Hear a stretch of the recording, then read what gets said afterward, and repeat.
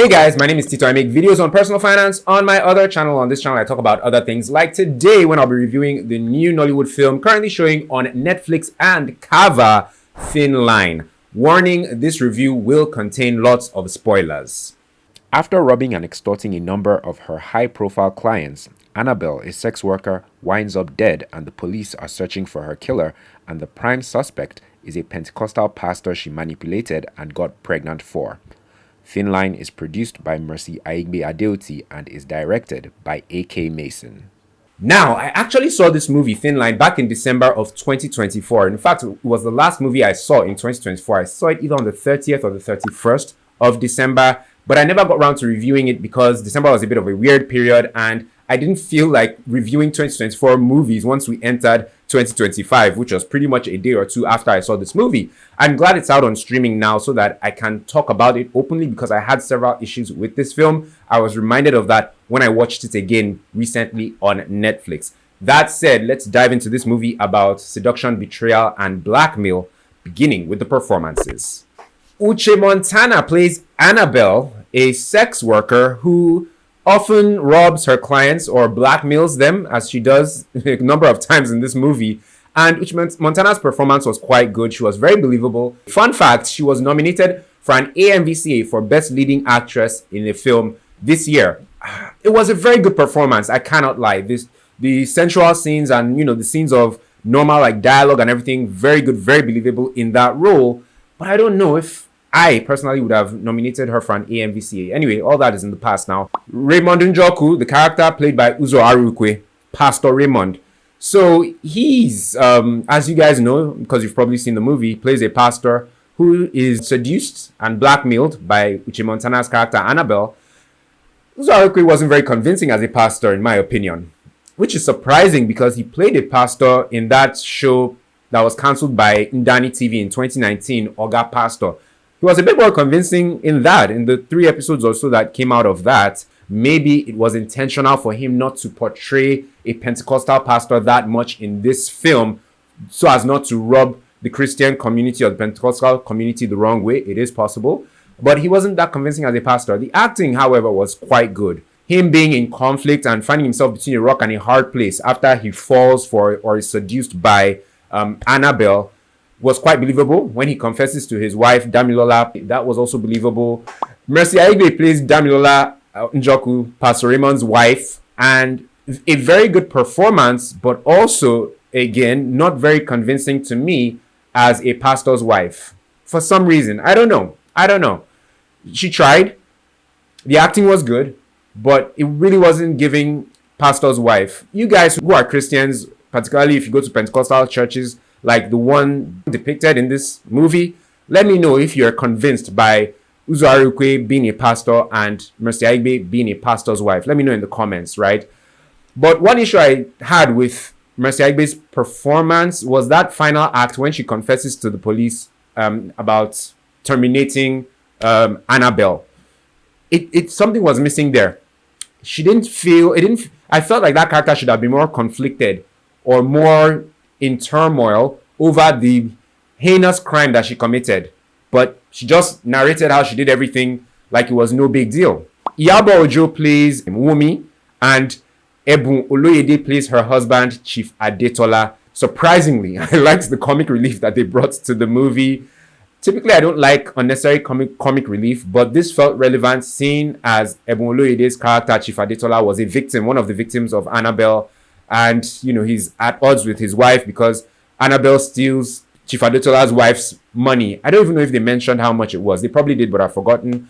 Long story short, I like the comic relief elements that they brought to the film. Good performance from both of them. Yvonne Jegede is also in this film as Omoye, a streetwalker as well. And she was good and convincing and funny as Omoye, a rival street walker to Annabelle, right? They're constantly at odds, and Yvonne Jegede was also good and funny in this film, and the comic relief she brought to the movie I also felt was relevant. What I liked about this film, first of all, I liked the lighting. When you're doing a film about seduction and sex workers and things like that, lighting plays a key role, and I felt like they really did the lighting well in this film, particularly in those, steamy scenes. And I like how this film was shot generally. A.K. Mason directs this film, and I typically like how he directs movies. And this film was shot, there wasn't anything over the top or extremely creative about it, but it was nice and tidy and neat. Third, I liked the seduction element of this film, because when you're doing a film like this about a man who is seduced and everything, moreover by a sex worker, you need to handle the seduction element in a delicate manner and in an interesting way, and I think they did that well in this film. It could have been better, if we're being honest. Things could have been more steamy, like the lovemaking scenes could have been more steamy. The lingerie could have been more, seductive and all that. However, we are in Nigeria, and I do feel that if they had gone overboard or, gone too far with the lingerie or the steamy scenes and all that, it could have been an issue with the authorities, right? And even with members of society. And it could have been, a serious issue for the movie and the filmmakers. So I think they consciously or intentionally decided to work within certain boundaries so as not to offend too many people. Special shout out to the elevated bed in Annabelle's house. Whoever had that idea to give her that high bed, whatever that was, it was nice. It was interesting because I felt like it was symbolic, particularly in that scene where Pastor Raymond comes to her house for the first time, and she tells him that for her to get rid of the videos, he should pay her 10 million, and she wants to sleep with him one more time. And he's really trying to, wrestle with the he did a terrible job of, he wrestled all right, but coming back to what I was saying, he did it, he was trying to, wrestle with his conscience with regards whether he should do it or not do it. My point is, when he ascends and climbs the bed, that elevated bed, I felt like it was a bit symbolic, or like it was a metaphor for something. And it added some color or character to that scene and to the movie generally. So I liked it. What I didn't like, there are not many things in this film that I didn't like, but the things that I didn't like, I really didn't like them. First being the character development. They could have developed many of the characters in this film a whole lot better. For example, Annabelle. What were her motivations? Her motivations, right, for robbing her clients, stealing their belongings and all that. Was it that she was trying to get out of the ghetto? Did she have hospital bills for a relative she was trying to pay? Was she trying to gather enough money so that she could leave the country?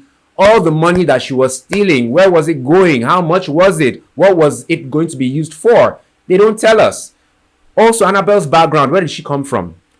It would have been nice if they had shown us a flashback of the first man that she robbed or blackmailed. It would have let us know a little bit more about her backstory or her history. Instead, we're just thrown into this film with this character who is a streetwalker and who robs men. And but the way she had been doing it, it gave the impression that she's been doing it for a while. Had she not gotten caught all this while? So character development on Annabelle, if that had been done, and if it had been done well, maybe then I would have been, oh yes, this AMVCA nomination that they're giving Uche Montana, well deserved. Although I do agree, character development is not the actor's responsibility. Yeah, so before you say I'm putting that on Uche Montana and her nomination. Still on character development, Pastor Raymond. The guy was dense, right? The mere fact that he stands up, the scene where he meets Annabelle, stands up to go and take a call, doesn't take his drink with him, doesn't cover his drink, leaves his drink unattended with a strange woman, and then he makes so many silly decisions in the film. They could have explained that, as to, giving a bit of a backstory as to how this guy has been dense for a long time. Another thing about Pastor Raymond, they revealed to us pretty much almost at the end of the film that he had cheated on his wife before, because they say that in the interrogation scene when Pastor Raymond is talking to his wife Damilola after she confesses, right? He says something along the lines of, he knows that he cheated on her before he became a pastor and all that. That would have been nice to have known earlier on in the film than later in the film. Still on character development, Itele, who plays Sheyi in this movie. Very good performance, by the way. I forgot to mention him earlier. He's the one who, at the beginning of the film, that Annabelle robs, and then he chases her while, trying to get her, and he's, he really embodied that character of a guy who doesn't care, who, probably goes to America frequently. he's just a rude guy and he lives that life. He's that guy. Very good portrayal. But his backstory as well, it would have been nice to have known a little bit more about him. Just a little bit more. Now, the writing. The writing wasn't bad, but it could have been way better. Could have been way better. Because this film, when you watch it, you know that obviously the person who terminates Annabelle is the pastor's wife, Damilola.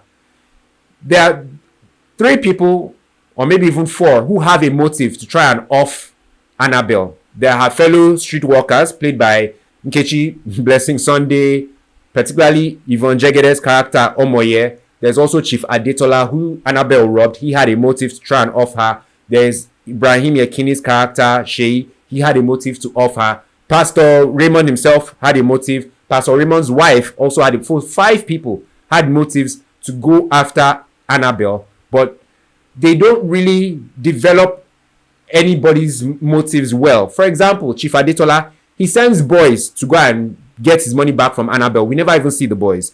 If they're his, guys, maybe kidnappers or hitmen, that if we see them trailing Annabelle, then it would have given us the inkling that, okay, maybe they are the ones that offed Annabelle, but we didn't see that.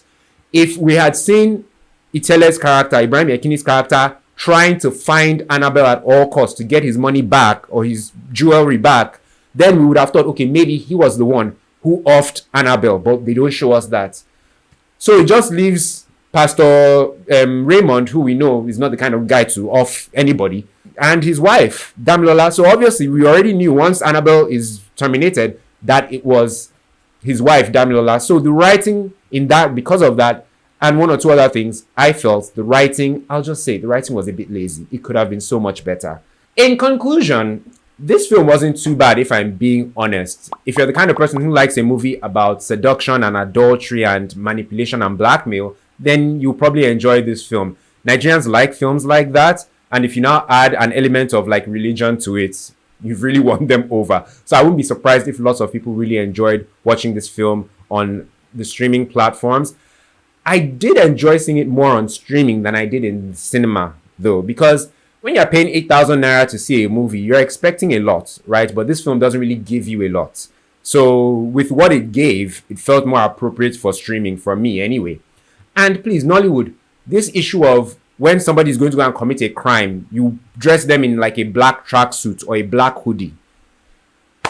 I know Hollywood does it too, but it's so telling, it's so done, it's so we're over it. Please try and be more inventive and creative. Guys, if you enjoyed this review, do me a favor and like it by clicking on the like button just underneath the video, and subscribe to the channel as well by clicking on the black subscribe button. On this channel, I don't just do Nollywood movie reviews. Sometimes I talk about other things. To check out some of my past reviews, you can click the card in the corner of the screen. I recently reviewed the film that's currently in cinemas right now, Ginger. You can check that review out.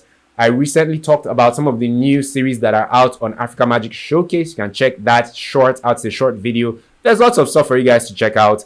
I will be back real soon because October seems to be quite packed with, some old stuff that came out in cinemas but will be coming out on streaming, and some new films that will be coming out in the cinemas. Long story short, stay tuned for lots of reviews and lots of stuff. And please, for those of you who've seen Thin Line, let me know what you thought about it, what you liked, what you didn't like, in the comment section down below. I'm very curious because, as you can tell, there's certain things just didn't sit well with me, and I want to know if it's just me, or if you guys saw and felt these things as well. Thanks once again for watching, guys. I'll catch you in the next one.